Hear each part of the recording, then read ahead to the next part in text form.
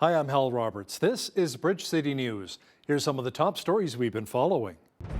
A few of our country's party leaders have spoken out and condemned the recent protests at hospitals across Canada. Lethbridge Mayor Chris Spearman held his final State of the City address before he steps down as mayor next month. And Iran is training a number of new terrorist groups. That's according to our foreign affairs expert Lisa Daftari. We'll have more details on what that means for us here in North America. Your nation, your province, your southern Alberta. From the heart of Lethbridge, it's Bridge City News with Hal Roberts. Thanks so much for joining us. The three major party leaders are condemning protests against vaccination policies that took place outside of hospitals. They say it is not right for healthcare workers and patients to be subjected to that. These protests, this harassment of our frontline nurses, doctors, is completely unacceptable. We all owe a huge debt of thanks to our front lines, to those nurses, to the folks in our hospitals. I appreciate and respect them. So this type of harassment and protest in front of hospitals is completely unacceptable. We have to work together. It is not okay that across the country, hospitals are having to put up barricades today to manage the mobs coming their way. It's not okay any day to know that a nurse going into a late shift, crossing a parking lot, might be afraid that there could be someone there to spit on her or shout obscenities at her. I want to say that is wrong. That is not a place to protest. No healthcare worker, no patient, no one seeking healthcare should in any way be limited or have a barrier to getting the care they need. Health workers are already burnt out, so it is not the place to protest. It is wrong. Do not protest healthcare workers. Do not protest at hospitals. Do not risk the lives of patients, and do not impede the work of healthcare workers. Now, another one of the hot button issues on the campaign trail has been the Liberal spending habits, which now has our national debt at over $1 trillion. Kimmy Hoven is the PPC candidate for Lethbridge. She says her party has a plan to help get our country back to black. You need to cut spending. Stop. Of course, defunding the CBC is a big part of that. Looking at stop spending money to countries, taking ourselves out of spending so much. If you look at it as a household or as a business, if I ran my household or my business the way that the government has run our federal finances, I would be broke. I'd have no house. I wouldn't even be able to afford a cardboard box to live in. See where Lethbridge PPC candidate Kimmy Hoven stands on other hot-button issues during our Q&A coming up after Business News. The Canadian Taxpayers Federation has released a guide to help us understand where each party stands on debt, balancing the budget, taxes, and spending as we head to the polls on September 20th. Joining us now is the group's federal director, Franco Terrazzano. Franco, our debt is now $1.1 trillion. What will that mean for the average Canadian? It means that each Canadian is on the hook for about $30,000 in federal government debt alone. And if these politicians don't actually save some money, that will have to come from taxpayers one way or another. But also right now, a lot of Canadians are wondering what type of nation will they leave for future generations. And under the status quo, we won't see a balanced budget until 2070. And if that happens, the federal government's debt per person would balloon to $67,000. So that would just be a huge bill that we would be leaving to future generations, Canadians' kids and grandkids to pay back. Now, when it comes to the federal parties, who is promising to spend the most this election campaign and who's being a little more frugal? Well, of the major parties, it's the NDP that wants to spend the most. We're hearing them talk about an extra $200 billion in government spending. The Liberals are saying an extra $78 billion in government spending. And the Conservatives want to spend about $50 billion extra. Now, there's a few things we have to remember. The first is that that's on top of an already bloated government budget from the last Liberal government. But the second thing that we have to remember is that there is no free lunch when it comes to government spending. So all of that will have to come from taxpayers' pockets one way or another.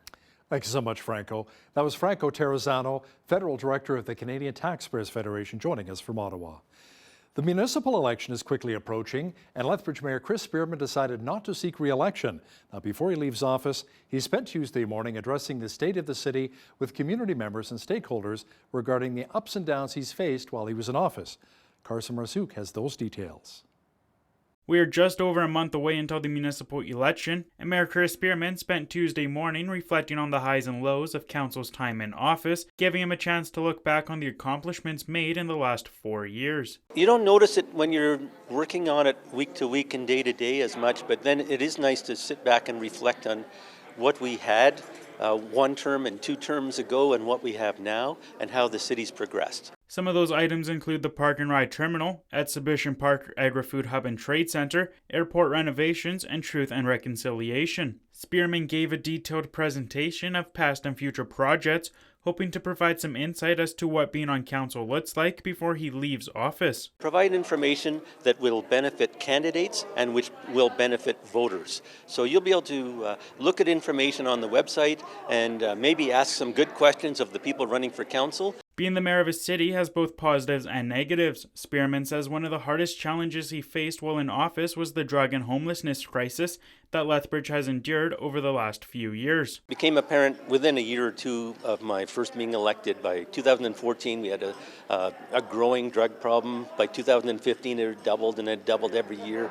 Achieving solutions on some of our social problems is perhaps one of my frustrations and one of the things that will be a challenge for the next council. Throughout his presentation, Spearman touched on the process of making the city functional, which relies on the surrounding partnerships with different organizations. We look at the partnerships with the University of Lethbridge, with the Lethbridge College, with Alberta Health Services. Those are important partnerships that we can't ignore. And I think what this challenge through the pandemic has been is that we are working together stronger as stakeholders, and we're listening to each other in ways that we didn't listen to each other before. As of September 14th, there are 8 mayoral and 19 city councillor candidates eyeing up a seat in council chambers. For Bridge City News, I'm Carson Marsouk. A new candidate has declared his intentions to run as a Lethbridge City Councillor in the upcoming municipal election. Tim Vanderbeek says he's a lifelong Lethbridge resident and has previous experience working for the city in the Parks Operations and Maintenance Department. Vanderbeek also worked as a substitute teacher for the Lethbridge School Division. He says he has 4 key areas he's focusing on this election. First, I believe that we need to come up with a comprehensive plan that deals with homelessness, the drug addiction problem, and crime. All 3 are related, and you can't deal with one without the other. Another is that I believe that we need to get back to having a council that actually listens to each other and that will work cooperatively. I also believe that we need to look after things that we already have and not pursue new capital projects. We've got too many projects that are falling apart, like some of the parks and streets. Vanderbeek says he will also advocate for a new ward system for our city, along with a new 3rd bridge for the city's west side. Brent Fader recently announced he will be seeking re-election for the mayoral chair in Fort Macleod. Fader says there have been many highlights for him as mayor for the last 4 years. He lists the completion of a new town office, swimming pool, and upgrading town facilities as accomplishments. Fader says if he's elected again, he will continue to work on building strong relationships in the community to help improve the town's image. There's more infrastructure projects that are on the horizon that we'd like to see continue, including Stage 1A, a small highway bypass, not bypass, but rerouting project on the east side of our town. And there's interest in our community that we'd like to see continue as well. And having that continuation from our current council to new council is important.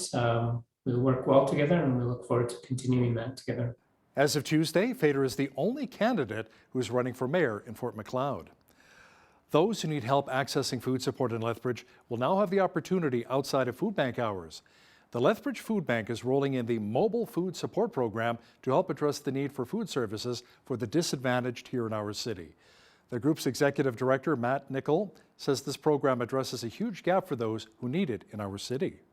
The Mobile Food Support Program is designed to be an easy, low barrier access to the food bank services. So Our first event is at the University Drive Alliance Church in their parking lot. We'll have tents set up with tables and prepackaged food bags of mostly perishable items. For someone to access the service, they just need to show up. There'll be a few questions at the beginning, name and postal code, so we can kind of know where people are from and where they need that access. And then to just go through and choose the food that they think they need, and then at the end we'll weigh the food to show the approximate value for people, and then that's the whole service. The programs will take place on September 21st and the 29th from 5 till 7 at night each and every day. Registration is now open in Alberta for anyone receiving a first or second jab of the COVID-19 vaccine to claim a $100 debit card. Government officials have said that so far, just over 3,200 people have registered for the debit cards. The province announced earlier that the plan is to incentivize even more Albertans to get the vaccine during the recent increase in COVID-19 cases. Officials say as of Sunday, just over 79% of those 12 and older had received a single vaccine dose, with slightly more than 71% fully vaccinated. Beginning on Thursday, Albertans will be able to print a copy of their card-sized COVID-19 proof of vaccination or show it on their phone or tablet. The province also announced today that work is underway to make proof of vaccination available through a QR code. Health Minister Tyler Shandro said the province wants to make it easier for Albertans to securely access their health information, including immunization records, in the palm of their hands through My Health Records. Officials say more than 110,000 Albertans have created their My Health Records account over the past 3 weeks, bringing the total number of users to 910,000. BC's provincial health officer says healthcare workers in all acute care and community settings will need to be vaccinated against COVID-19 as a condition of employment. Dr. Bonnie Henry has also prioritized third doses for around 15,000 of the most immunocompromised people in the province. We'll be implementing a new order that makes vaccination against COVID-19 a condition of employment across all healthcare facilities in British Columbia. This includes all workers, students, physicians, residents, contractors, and volunteers who work in a healthcare facility, including contracted facilities, which are accessible to patients and where they receive services. So it also includes people who work in settings such as home and community care locations, including clients' homes. This order will come into effect on October 26th. A protest against vaccine mandates originally planned outside of Winnipeg's Health Sciences Centre Hospital on Monday had a change of venue following a backlash from the public. Instead, protesters marched from the Manitoba Legislature down Main Street to City Hall, where they stood in silence. Organizers said the original protest 2 weeks ago at the Health Sciences Centre received feedback about negative impacts on the facility, so they changed the venue. A spokesperson for the Association of Registered Nurses of Manitoba says the protests are disheartening and stressful for the nurses working amid the pandemic.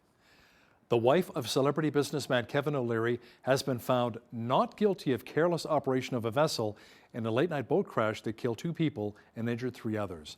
Linda O'Leary was charged following the August 2019 collision on Lake Joseph, just north of Toronto. There was conflicting testimony presented during the trial about whether the second boat involved in the crash had its lights on. A police officer testified that O'Leary registered an alert range blood alcohol level in a breath test shortly after the crash. All schools in Yellowknife were closed today until at least next Friday. Health officials issued the order as the Northwest Territories battles the worst COVID-19 outbreak since the pandemic began. Public health workers say they cannot keep up with contact tracing and testing.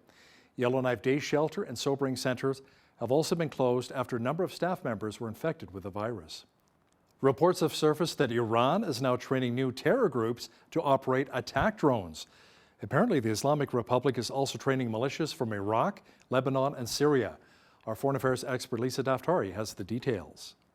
So what they do is they recruit, and very well, they get people from the countries that you mentioned, whether it's Iraq or Syria or Lebanon, from Gaza, groups from Hezbollah and Hamas in Gaza and Hezbollah in Lebanon to come and become volunteers, and they train them, they give them all the shish kebabs that they could possibly want, and they have the new generation of jihadi fighters. This is where we should keep our eyes on the future of warfare and where it's growing, what hotspots it's growing at. Lisa will also have details of how the U.S. has lost a lot of leverage in Afghanistan thanks to countries like China and Pakistan now providing humanitarian aid to the Afghani people. She'll have more details coming up later in our newscast.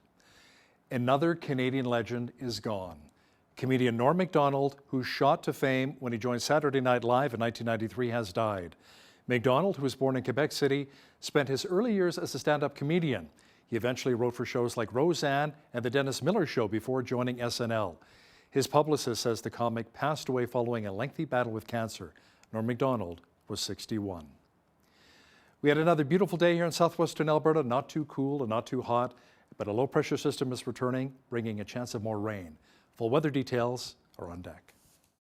We had some strong winds again in Lethbridge today, but still fairly warm. Tonight, more wind developing up to 80 kilometers an hour with a low near 11.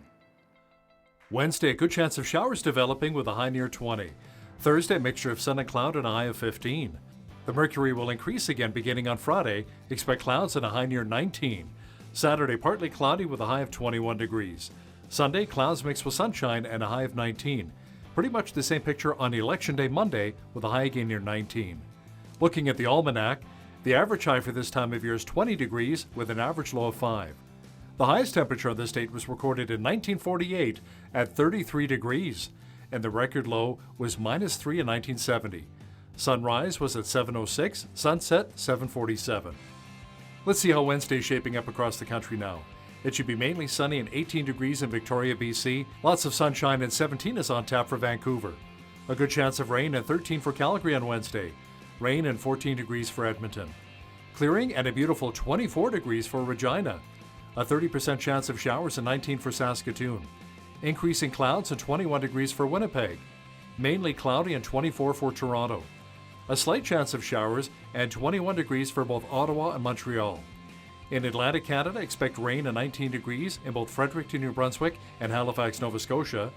Showers and 19 degrees for Charlottetown, PEI. And in St. John's, Newfoundland, expect showers and a high of 14 degrees on Wednesday. Stats Canada says manufacturing sales in July dropped 1.5% to $59.6 billion. That follows a gain in June of 3.6%. It says sales were down in 12 of 21 industries. That was led by a 21.8% decline in wood products, as the total value of building permits in Canada dropped 3.9%. Sales in aerospace products and parts were also down 19%. The federal agency says, however, that the declines were partially offset by a gain in motor vehicle parts and sales and the primary metal industries. The Teamsters Union has begun a unionization drive at an Amazon warehouse just south of Edmonton. It says its application for a unionization vote in Nisku is the first step in a campaign designed to bring Amazon Canada to the bargaining table. Amazon has a history of snuffing out union efforts before they can spread. It announced that it would be hiring 15,000 warehouse workers across Canada and raising wages. The union, however, says it is doubtful workers will see more money because the company is also removing a monthly performance bonus. Apple has released a software patch to fix a security vulnerability experts say could allow hackers to directly infect iPhones and other Apple devices without any user action. Security researchers in Toronto say the flaw was exploited to plant spyware on a Saudi activist's iPhone. The researcher said the flaw was exploited by the hacker-for-hire firm Israel's NSO Group. The company responded with a one-sentence statement saying it will continue providing tools to fight both terror and crime. The former governor of the Bank of Canada says our country must invest in retraining and helping workers who are leaving the oil and gas sector to transition to a greener economy. Mark Carney is the UN Special Envoy on Climate Action and Finance. He wants the global financial sector to use trillions of dollars in assets to help achieve net zero carbon emissions by the year 2050. He says the flow of capital to the energy sector would need to double over the next 25 years in order to help make that happen. He says governments must prioritize funding for worker retraining. Now, here's a look at today's markets. The TSX was down 113 points to 20,553. The Dow was down 292 points to 34,578. The S&P 500 was down 25 points to 4,443. The Nasdaq was down 67 points to 15,038. West Texas Intermediate oil was up a cent to $70.46 US per barrel. Natural gas was up 3 cents to $5.26 US.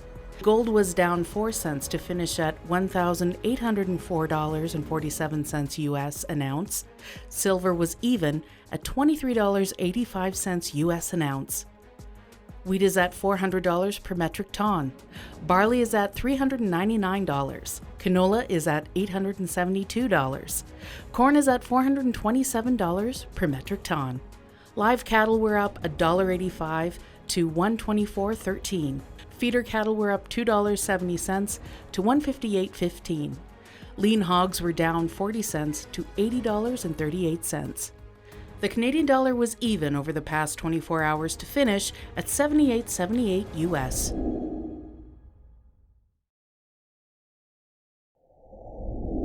Recapping one of our top stories this hour, those who need help accessing food support in Lethbridge will now have the opportunity outside of food bank hours.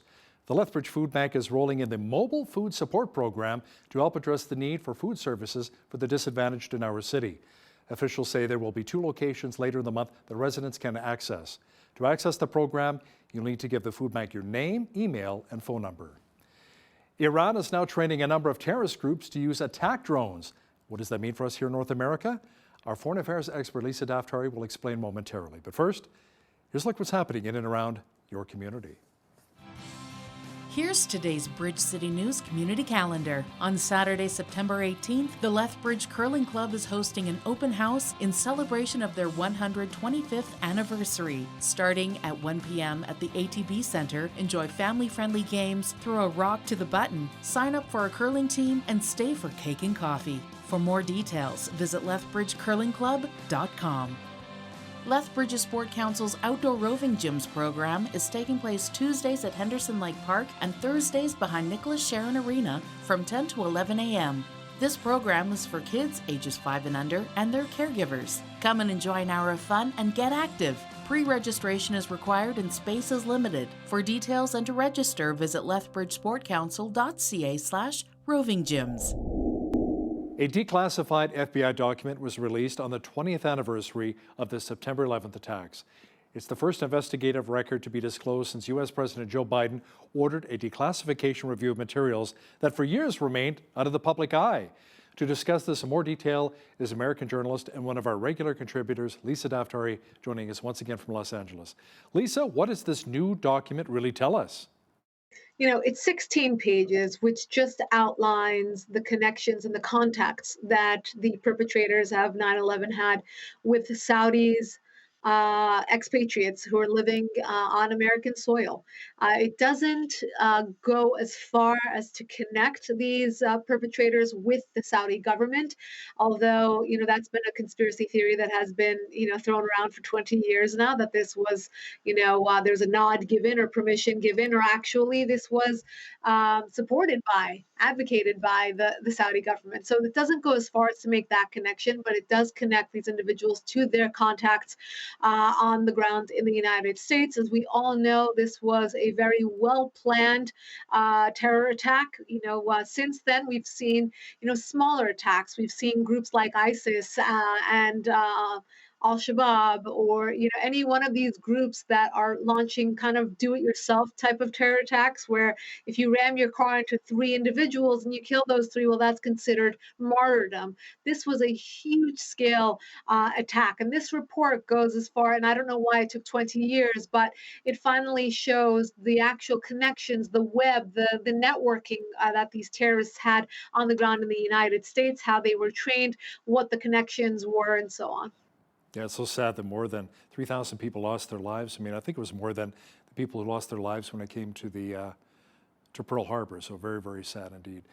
U.S. Secretary of State Antony Blinken will be under the microscope this week to answer to the chaotic U.S. withdrawal from Afghanistan. Elisa, the Republicans were not happy with the way the entire withdrawal was really handled. No, and you know, over the last few hours, he's been under the gun, and I'll tell you, it's been by bipartisan leadership that has really questioned, you know, why this withdrawal flopped the way that it did.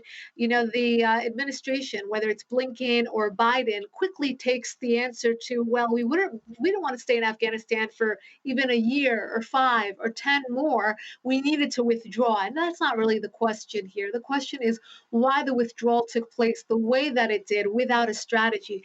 And again, the answer, by and large, from the Biden administration and now Blinken in the testimony was that we inherited this withdrawal from the Trump administration. And again, the follow-up question to that will be, well, President Trump had certain, checks or kind of tests that he had, or he wanted compromises made by the Taliban that the Biden administration just didn't check for. And to that, Blinken answers, well, we inherited a deadline or a timeline to withdraw, but we did not inherit a strategy. So you can't have it both ways. Did you inherit the strategy or not? Did you inherit this from the Trump administration or not? And we're not asking whether or not we should have withdrawn. I think that on both sides of the political aisle, and anyone with a brain really realizes the fact that it was time to leave Afghanistan. And the question is, why did we leave the way that we did? Why did we surrender to the Taliban? Why did we compromise American lives? Why did we jeopardize, the military assets, the intelligence assets, and everything else on the ground? Why was it as botched as it was? And I'll tell you how Secretary Blinken does not have a good answer for any of these questions. Well, I'm just thinking as well about all of the ammunition that was left behind, all of the weaponry, all the warfare, the technology that the Taliban now can get their hands on. That's dangerous. Yeah, and that actually was one of the very detailed questions that was asked of Secretary Blinken, to which he answered that as far as he knows, he has been advised by the Pentagon that there was nothing that was that compromised U.S. intelligence that was left in Taliban hands. Of course, this is, I heard from someone who heard from someone. This is not a direct answer. And at the end of the question, he said, well, I'll just say that I'm not an expert, and this question should be directed towards the experts in this field. Look, he's a Secretary of State. He calls the shots, and a big calculation that should have been made first and foremost is the intelligence assets, the military equipment that was left behind. This is not something that you defer onto an expert. You should be the expert on whether or not these calculations or this was taken into account when the decision was made to withdraw the way that we did. As Western countries debate how to best provide humanitarian aid to Afghanistan without making the Taliban richer, countries like China and Pakistan have already sent plane loads of supplies to the country and are willing to send even more. I mean, China announced that it's sending $31 million worth of grain, winter supplies, medicine, and 3 million COVID-19 vaccines, Lisa. Yeah, it's unfortunate that there will be no way to squeeze or to marginalize the Taliban in Afghanistan in order to now deal with that. Meaning this doesn't leave much diplomatic leverage for Washington to use against the Taliban if they even wanted to, right? We're speaking hypothetically here, that if they wanted to now say, listen, we want to work with you, but we're going to put sanctions in place until you do X, Y, and Z, it's too late. We've given up that leverage completely. And as you said, these nations have come in to swooped in to take the place and to fulfill the needs of the Afghan government. And remember, they are knee-high in debt. They have they're at famine level with regards to reserves for food. The banks are shut down. People haven't been going to work. So they're in a very chaotic state. So they'll take help from anyone. And of course, they're making alliances with neighbors like China and Pakistan, who have had a very, very robust history of teaming up with rogue states and terror organizations. And China, of course, finding any opportunity to find friends in the region, and Pakistan, of course, making nice with its neighbor. We know Pakistan has a very, very long history of harboring terrorists, and of course, that's an issue we've always had with Pakistan, to say if you're going to receive the foreign aid from the United States, they need to get rid of the terrorists. You have to stop harboring terrorists, as you know, they were harboring Osama bin Laden for a long time as well. So it's not a pretty scene for foreign policy, and of course, the U.S.'s role in it is abysmal. Now, the Taliban has brought forth some new rules for students in Afghanistan. Afghan universities will be segregated by gender, and a new dress code will be introduced. Now, the group also announced a review of the student subject matter that'll be taught. Lisa, I remember when women and girls were banned from schools and university under the former Taliban rule from 96 to 2001. Right, and it's a great point you make that The Afghan people are they know the way of the Taliban, right? So under the 90s, the mid 90s, I should say, they knew the Taliban had this influence over the country. The women were not allowed to go to school, and that's what they thought would happen again. And in many provinces, women have been told to stay home from their jobs and universities. But now this new and improved Taliban, that's what they've been advertising themselves as, right? The new PR face of the Taliban says, no, women can go to school, but they will be dressed in head to toe burqa.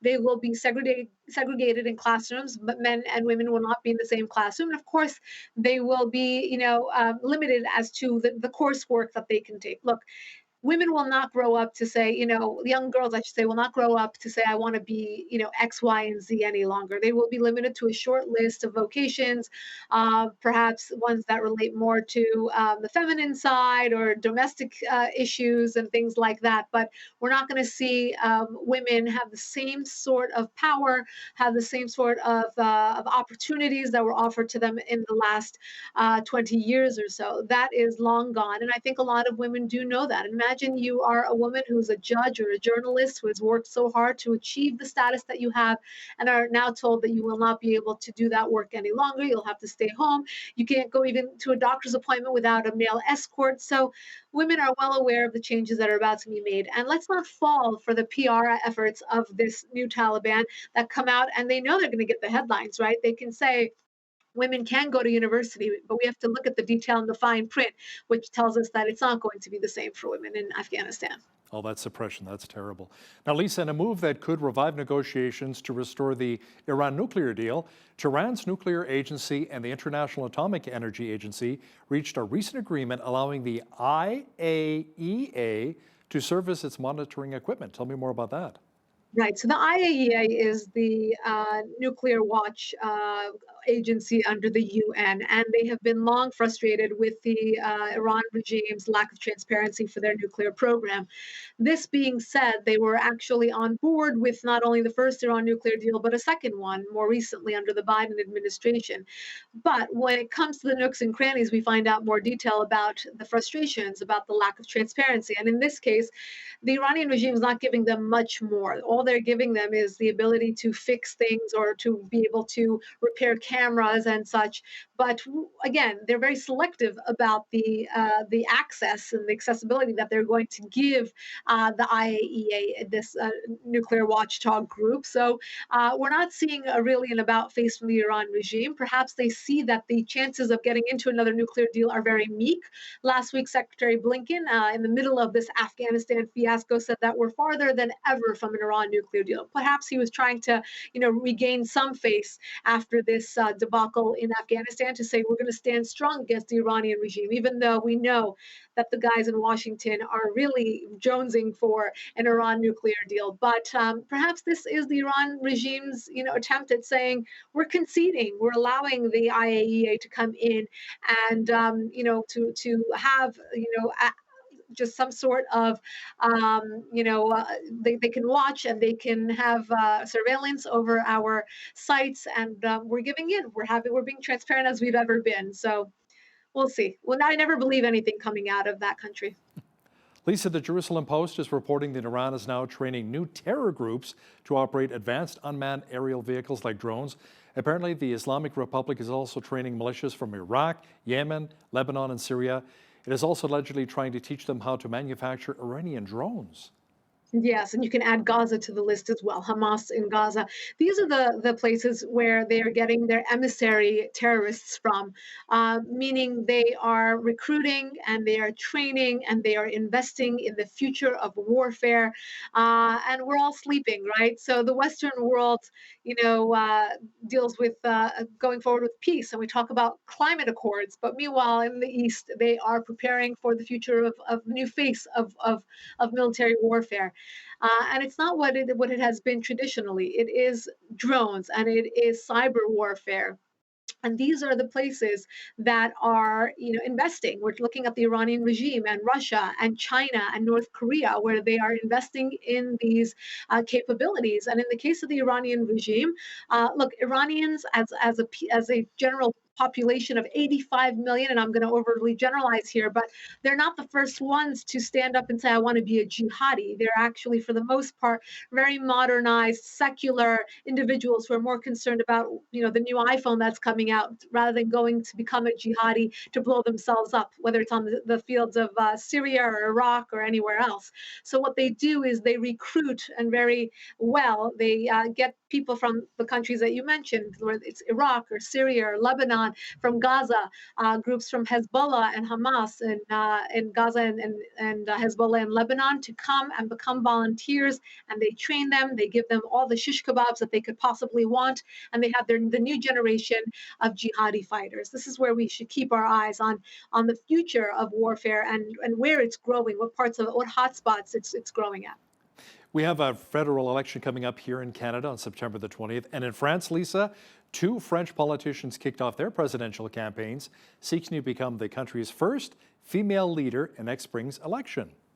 Yes, it's interesting because when I saw this headline, I thought, we're all pining for equality, or I should say equity in some cases, but this shouldn't be a headline. There are female politicians everywhere. We've seen them go to very, very, advanced positions all over the world. But of course, this is still a headline, and it's interesting. Why not have a female leader in France? We had one in Germany. We've had one in Israel.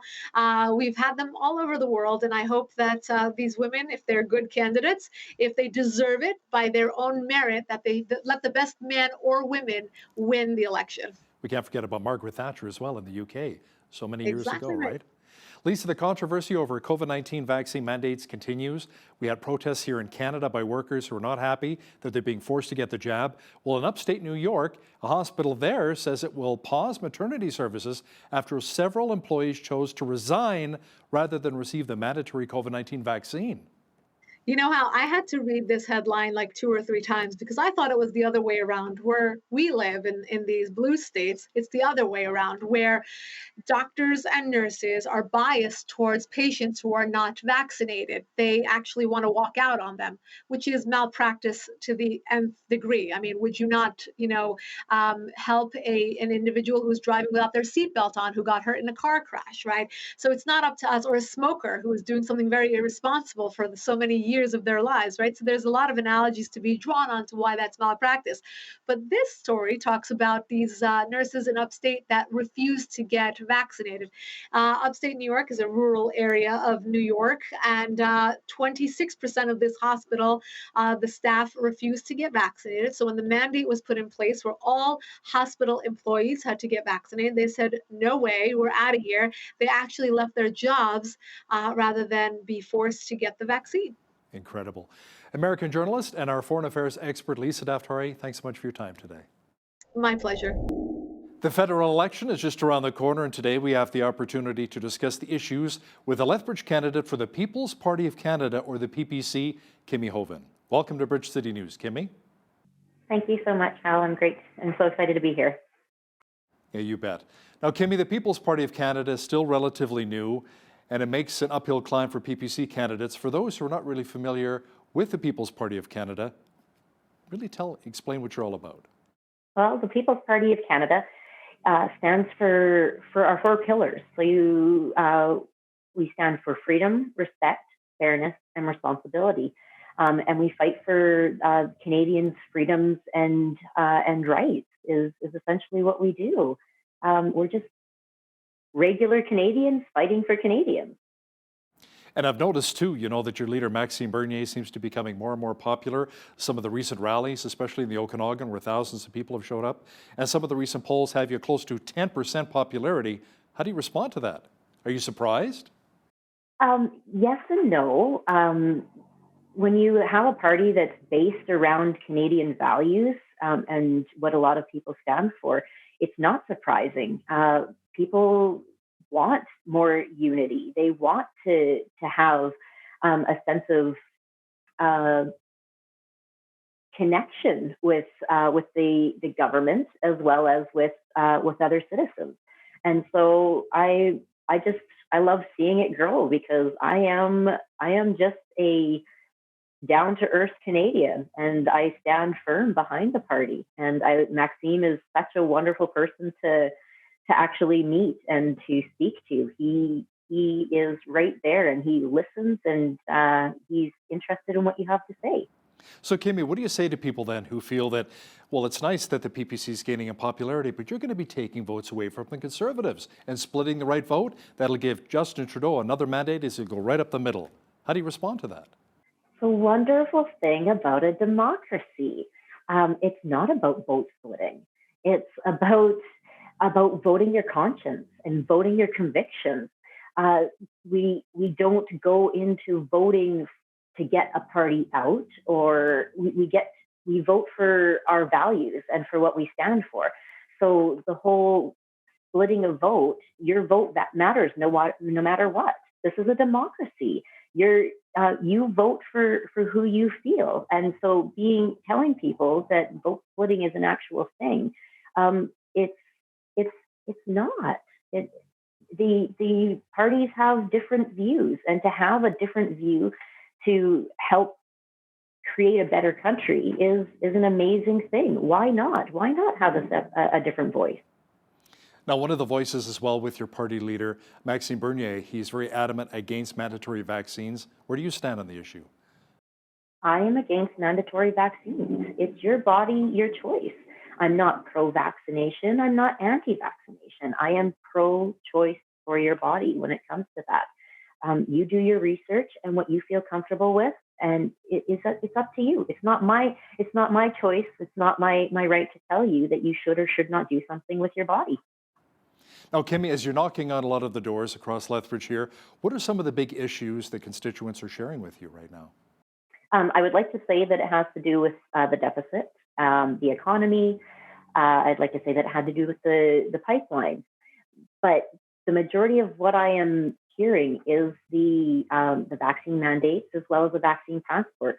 It's hitting home with so many people, and that is a lot of the deciding factor of where they're going to place their vote, because they're afraid of losing their freedom. September 30th is coming up, and the federal government has listed it as a day towards truth and national reconciliation. And it's become a stat here as we honor a lot of our Indigenous peoples, and we think about what's happened with the residential schools, all the unmarked graves. I noticed that the PPC website has Indigenous issues as well listed as part of your platform. What are some of the key steps towards reconciliation? Well, you have to look at it. It falls right in line with our 4 pillars: your freedom, respect, responsibility, and fairness. The Indigenous are Canadians, and to treat them differently is a ridiculous thing to do. They have just as many rights as I do. I have just as many rights as they do. So, looking at allowing them to have a voice, to create economies and jobs and be dependent is an amazing thing for them to be able to do. And that's where we stand, is allowing them to have a voice and to stand behind them as Canadians. Now let's talk about housing affordability for just a moment here. Many people are finding it very hard, Kimmy, to not only buy a home, but even afford their rent today. Tell me about the PPC plan on this. I understand part of your plan involves reducing immigration levels to Canada. It does. So if you look at it, the government needs to look at taking care of its own citizens before we start bringing in, unskilled immigrants into the country. Because if you bring in more unskilled immigrants, they're going to fall into that category of getting the undesirable jobs, which are still jobs for Canadians, to fill that spot for that a Canadian could fill. And when you do that, it's the economy that you're going to end up boosting. You're allowing your citizens to have access to more jobs. I have what you would consider an undesirable job. I own a small residential cleaning business. You can't tell me that I don't work hard and I don't understand what working is for. So for the housing, you have to look at it as, if you bring in more dependent immigrants into our country, you're boosting the amount of, or the amount of, well, I guess the lack of housing that's available to Canadian citizens. And you're reducing the amount of jobs that are available to them, so they can't afford to pay for housing. They can't afford to pay for food and for clothing and things. So it all kind of just falls into one. The COVID-19 pandemic has resulted in record spending and a record debt for Canadians. According to the Canadian Taxpayers Federation, our national debt is now $1.1 trillion. Each Canadian is responsible for about $30,000 worth of debt. What's the PPC plan to get us back to black? Well, we have a plan of just cutting. You need to cut spending. Stop. Of course, defunding the CBC is a big part of that. Looking at stop spending money to countries,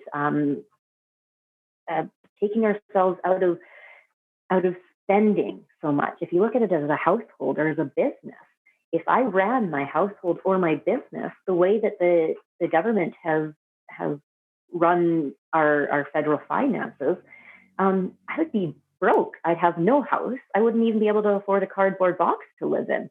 And so if you take care of yourself and you have a goal and you look at where you need to be and you stick to those projections and you work hard. So yeah, it's going to take a little bit of time, and it's going to take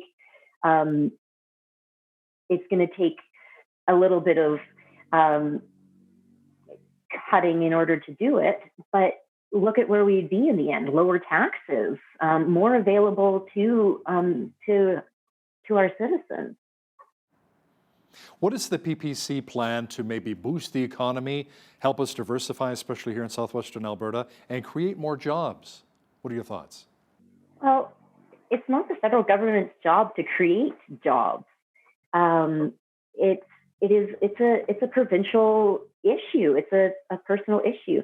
If the federal government would step away from and stop meddling in the private sector, then we'd be able to have more jobs created. The pipelines, for instance, why not allow these pipelines to be created? Think of the jobs that would be for years that would be open to Canadian citizens for that, and stop closing things down. Push for people to be innovative and entrepreneurs to be able to grow and to expand. But it's not the federal government's position to create those jobs. It's a provincial matter, and it's a municipal matter as well. So what are your thoughts then on the CERB payments, which helped a number of families, a lot of people who lost their jobs, or weren't able to work during the COVID-19 pandemic here, but now employers are saying, I can't bring back these employees because they want to stay at home on their emergency response benefits. So where's the balance there? What are your thoughts on the CERB payments? It's another expense. It's something that the federal government should not have supported the provincial governments on. It's not a federal matter. It goes into the 4 pillars. Once again: fairness, respect, freedom, and responsibility.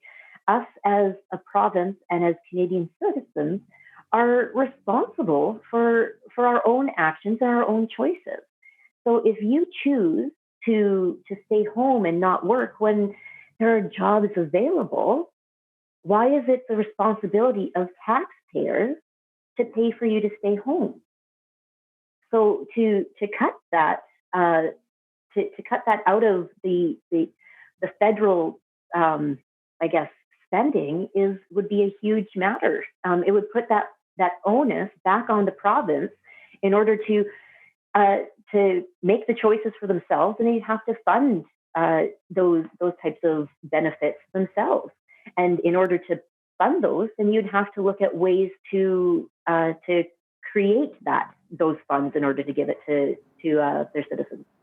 Our country spends a huge amount of money on health care, but we have some of the longest wait times in comparison to other developed nations. What are some of the solutions according to your party? Well, once again, healthcare is a provincial matter. So what the PPC would like to see is they'd like to remove Ottawa from that, because the blame is always put somewhere. Something's not working right. So why would you take that that accountability that things aren't working right when you can place the blame on someone else.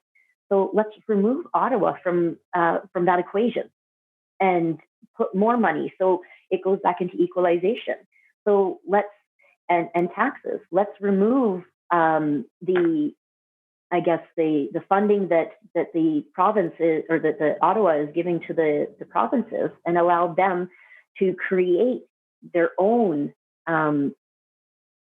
funding for it. Because if that responsibility is put on the provinces, then there's once again more innovation that can be done. You take responsibility for what's going on. More jobs would be created.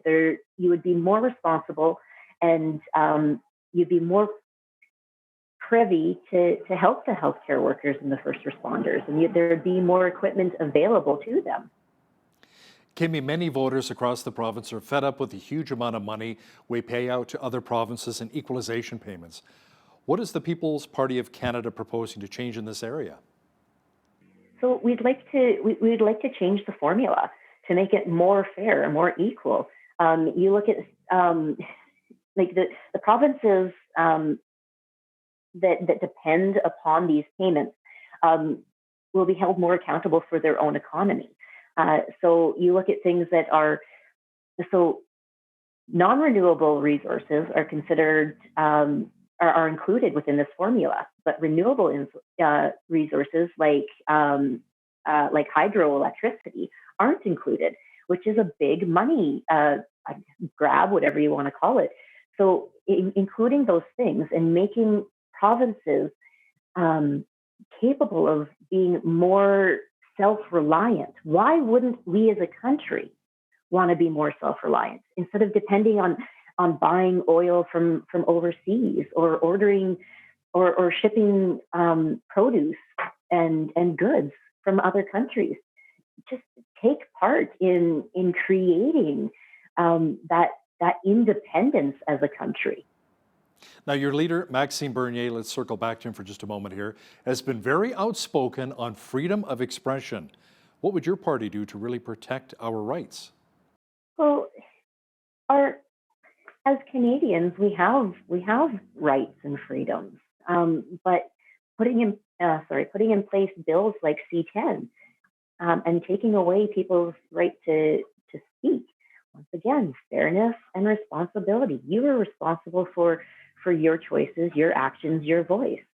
And creating a division and not allowing people to think or feel or act a certain way is an infringement upon those rights.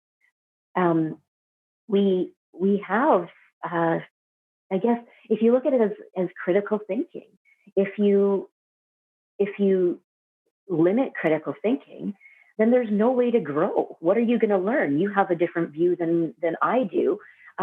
So what would it cause for me to